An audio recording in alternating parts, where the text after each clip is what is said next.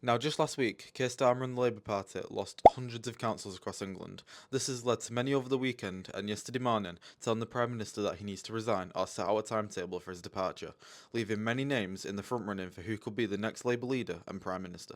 One of the biggest names that has been thrown around is Andy Burnham, current Mayor of Greater Manchester. But if he's not even an MP, how does he even get anywhere close to Downing Street? Now, for Andy Burnham to become an MP, he would need to win a seat in a by-election. He tried this back in February, where the NEC subsequently blocked him from standing in the Gorton and Denton by-election, which was won by Hannah Spencer for the Green Party. The NEC, which was chaired by Keir Starmer, said that there was too much risk of upheaval and that Andy Burnham needed to remain in term as Mayor for Greater Manchester because they didn't want to risk losing the mayoral seat as well as the by-election. Now, hypothetically, if the seat was to open up, he would have to run through the same process with the NEC where he risks being blocked again by Labour members from standing. There is also a risk that if he does step aside from being mayor and running this by-election, he loses both a mayoral seat and doesn't have a seat in Parliament to show for it at the end.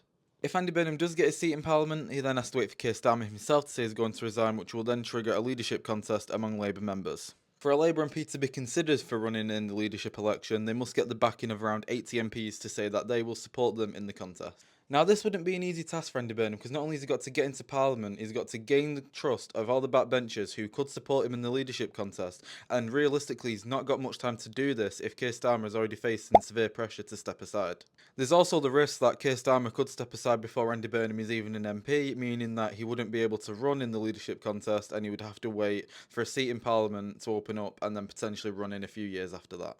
There's also been a lot of noise recently from MPs and members of the public about whether Andy Burnham should be allowed to return to Westminster.